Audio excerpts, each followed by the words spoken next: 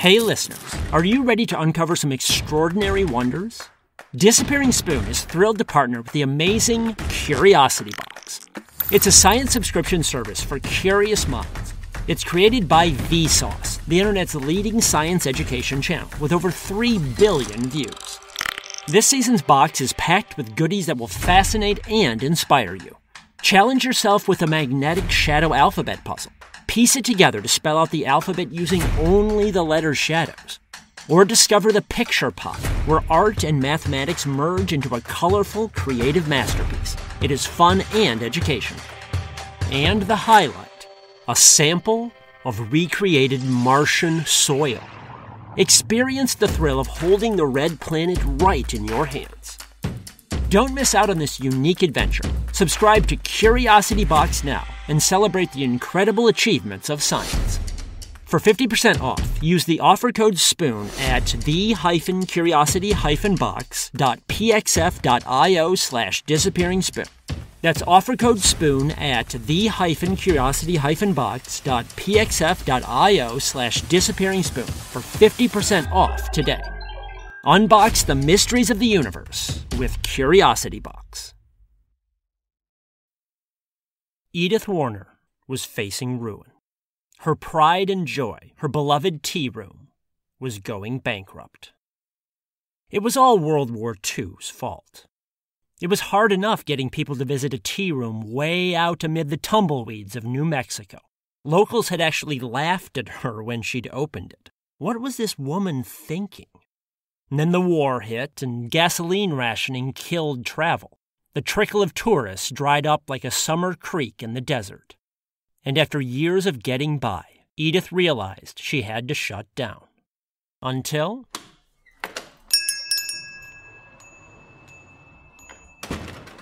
an unexpected guest arrived. A man named Robert. A thin guy, chain smoker.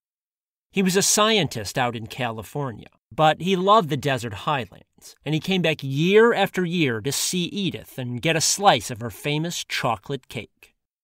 But she would have to break the news to him. This would be his last visit. Except Robert had some news of his own. "You're staying open," he told her. "How?" she asked. "It's in the interest of national security," he explained. "In fact, you're about to be busier than ever."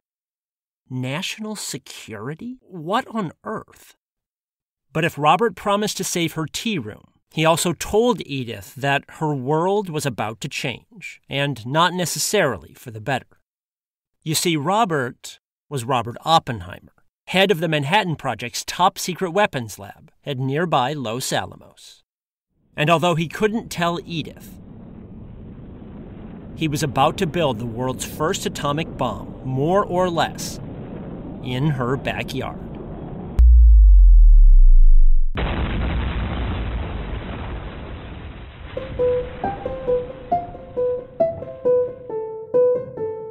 Hi, I'm Sam Keene, and you're listening to The Disappearing Spoon, a topsy-turvy, science-y history podcast, where footnotes become the real story.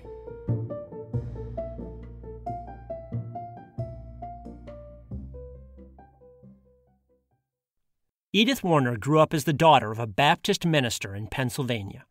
She had hooded eyes and wore jangly bracelets and favored red clothing. Someone once described her as being, quote, as thin as a reed by a salt marsh. In Pennsylvania, she taught school in a one-room schoolhouse and absolutely hated it. It was too cloistered, too monotonous. She finally had a nervous breakdown in 1921.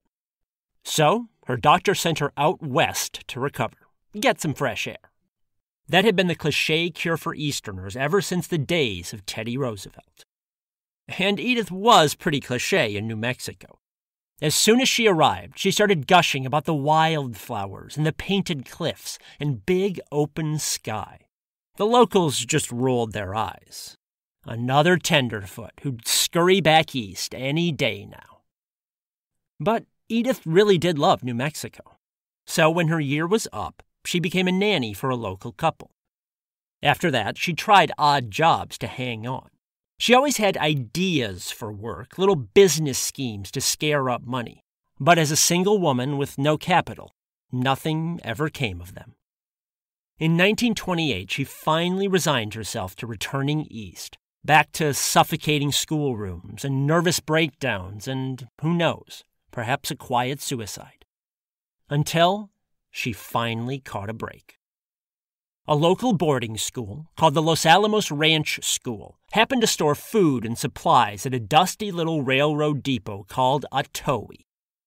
Now, the depot wasn't much to look at, just a run-down wooden house and some cottonwood trees. For years, a gnarly lumberjack named Shorty had manned the depot and guarded the supplies from bandits. But Shorty had gotten tangled up in bootlegging a few years earlier and disappeared. Since then, the school struggled to find good help. So in 1928, they offered the job to Edith for $25 per month. She accepted in a heartbeat. Still, the job wasn't easy. She had to gather her own firewood and fetch her own water from a well with a bucket. Mail was a full day's horse ride away. She grew lettuce and tomatoes in her garden, plus chokecherries for preserves. But the ground was so hard sometimes, she had to hack the carrots out with a pickaxe.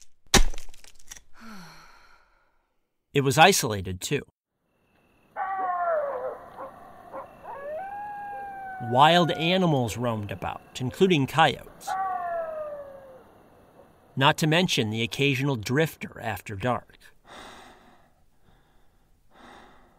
The minister's daughter learned pretty quick that there was only one way to discourage them.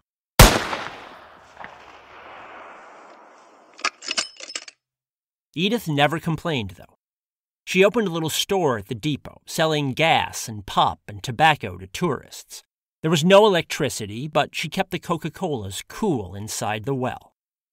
And just when she was finally getting on her feet, Edith decided to gamble everything and open a tea room. Now the locals knew she was batty.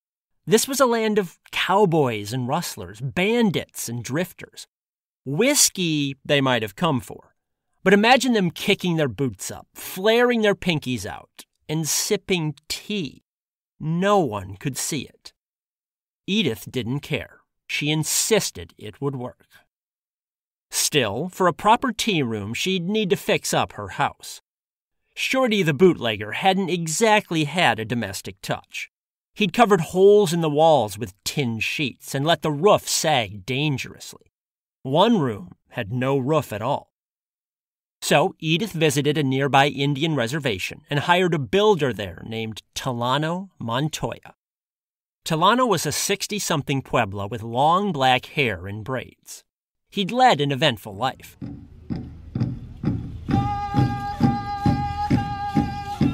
As a young man, he toured with a group of sun dancers who performed all across Europe. London, Paris, Berlin, Rome. Thousands had cheered him. But all that glory had made it hard to return to the reservation. By the time he met Edith, Tilano's dancing days were long over. He built things now. And shoring up Edith's house turned out to be a heck of a lot of work. In fact, he was there almost daily. But he liked Edith's company. He learned that she came from near Philadelphia, which made him smile. He'd danced there once, and he told her about his other travels. They soon developed a bond. And one day, around quitting time, Edith suggested that maybe it would be easier on Tilano if he just stayed the night. It would save him the 2-mile walk home, plus another 2 miles in the morning. So, Tilano did stay. And after that, he never really left. Now, the exact nature of their relationship isn't clear. After all, Tilano was a quarter-century older than Edith. But you take a lonely man and a lonely woman, neither of whom really fit in anywhere else, and you put them together, well, you can draw your own conclusions. With Tilano's help, Edith finally got the tea room running. And to everyone's surprise, people came. Hikers and motorists would pop in for Coca-Colas or a slice of her scrumptious chocolate cake. Then they'd spread the word about this oasis when they got back home, and soon more visitors would trickle in. These visitors included Robert Oppenheimer, the atomic scientist. He first stopped by the tea room in 1937 on a road trip, and talk about cliché. Oppenheimer had grown up rich in Manhattan, in an apartment on Riverside Drive with Renoirs and Van Goghs hanging on the wall. But he showed up at Edith's tea room in cowboy boots and jeans, his spurs just a jingling and a jangling. But he adored the tea room, and he soon brought his wife, Kitty, there. Edith called him Mr. Up. And thanks to the support of Mr. Opp and others, Edith finally built something she could call her own. After all those years of struggle, the tenderfoot had made it. Until World War II came along and ruined everything. Military bases suddenly popped up in the desert, and planes started circling overhead. Local boys started getting drafted, heading off to liberate Paris and Rome and Berlin, all the places Tilano had danced. Worst of all, the Army bought out the ranch school and sent all the students home. The loss gutted the community. Instead of cars, military trucks and bulldozers filled the highways now. No one could imagine what they were building up there. Meanwhile, the tea room was collapsing. With gasoline rationing, no more travelers came by. Edith held on, stubborn as ever. But she finally decided she was being selfish. There were bigger things going on in the world. She had to get a war job and do her part. And she was about to when...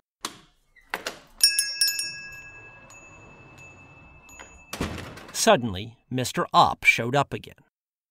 It was spring 1943, and he told her that her life was about to change. Now, he couldn't tell her why her life would change, just that he'd be around more often, along with some friends of his. But Edith was no dummy. Mr. Opp's field of study was atomic physics, and she suspected that he and his friends were working on a top-secret atomic energy project, probably an advanced power plant. But she kept her mouth shut. If it saved her tea room, it was fine by her. Now, to step back a moment, why was Oppenheimer so keen on saving the tea room?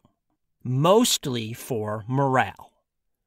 Oppenheimer had fought hard to put his lab in Los Alamos, partly because he loved the desert and partly because the place was isolated and therefore secure. But isolation has a human cost. It wears people down. Plus, Oppenheimer knew the research would be high pressure and demanding, damn near overwhelming at times. People would be living in crowded dorms and barracks, too, trapped inside barbed wire fences. So, Oppenheimer wanted a refuge nearby, a little oasis that his scientists could escape to for a home-cooked meal. Edith's tea room was perfect. It sat just 15 miles from the lab. It's funny how history can turn on something like that. Los Alamos is now world famous, partly because the rich kid Oppenheimer liked playing cowboy, and he happened to find Edith Warner charming. But his instincts were dead on. Edith's tea room proved every bit as magical as he'd hoped. Starting in 1943,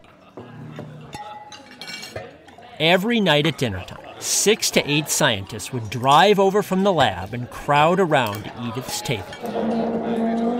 She usually served stew or an Indian hominy dish called pozole, plus fresh bread with tomato relish and pickled watermelons and spiced peaches.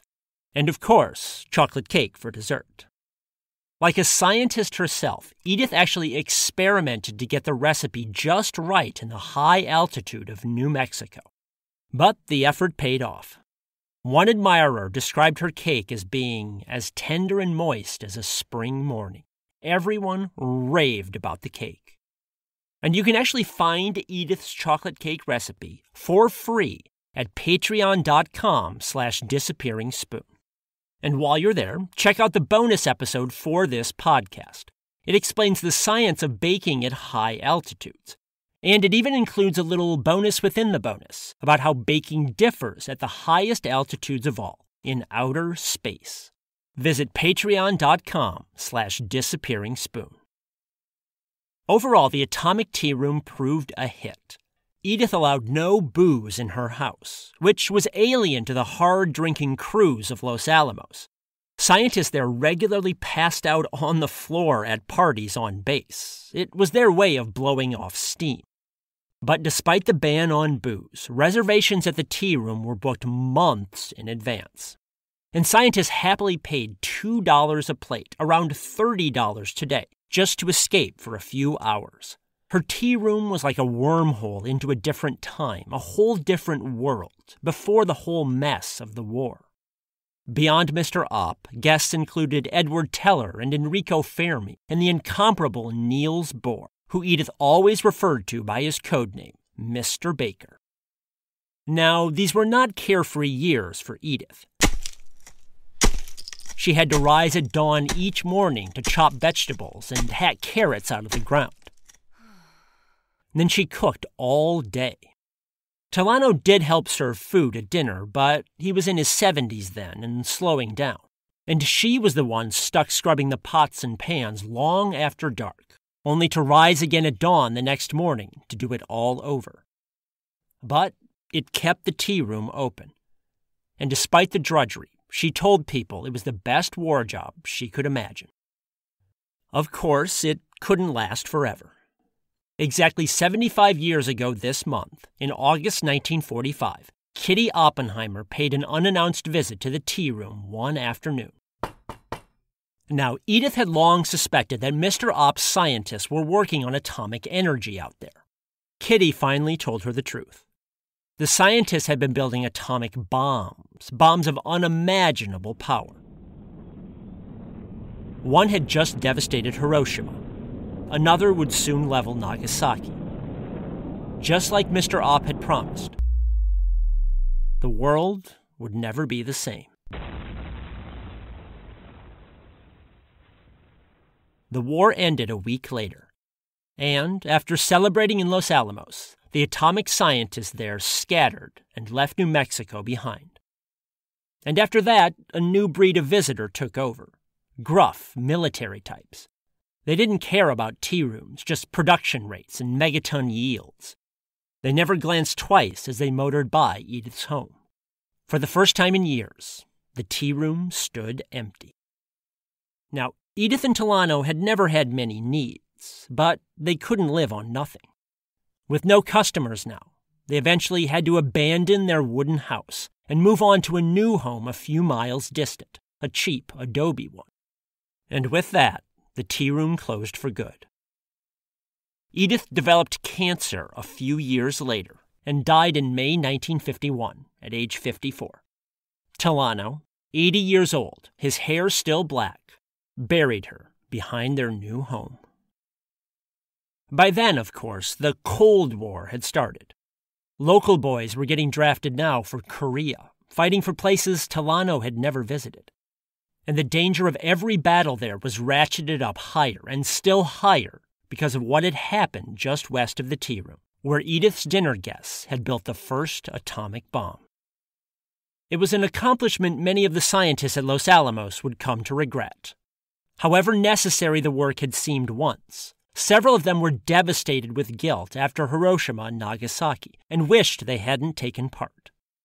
In fact, when looking back on that time, Edith Warner's tea room was one of the few happy memories they had.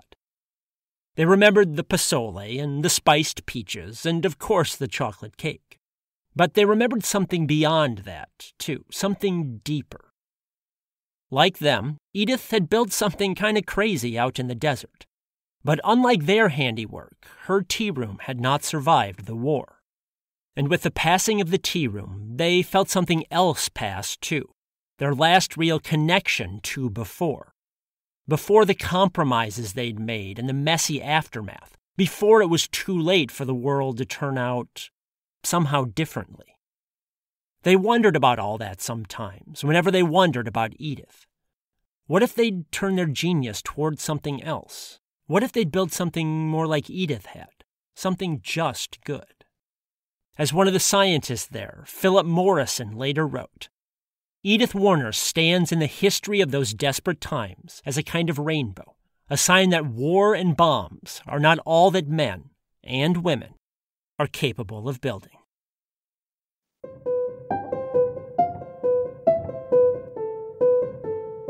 For more information about this episode, visit patreon.com/disappearingspoon. There, you can also suggest stories for future episodes, get signed merchandise, and find bonus material like extra podcasts and pictures. Also visit samkeen.com/podcast. There you can find more incredible stories from my books and learn how to book me as a speaker at your school or event. And if you like this podcast, please spread the word to others, both online and in person. I'm listener supported, and word of mouth means a lot. Thanks for listening to The Disappearing Spoon.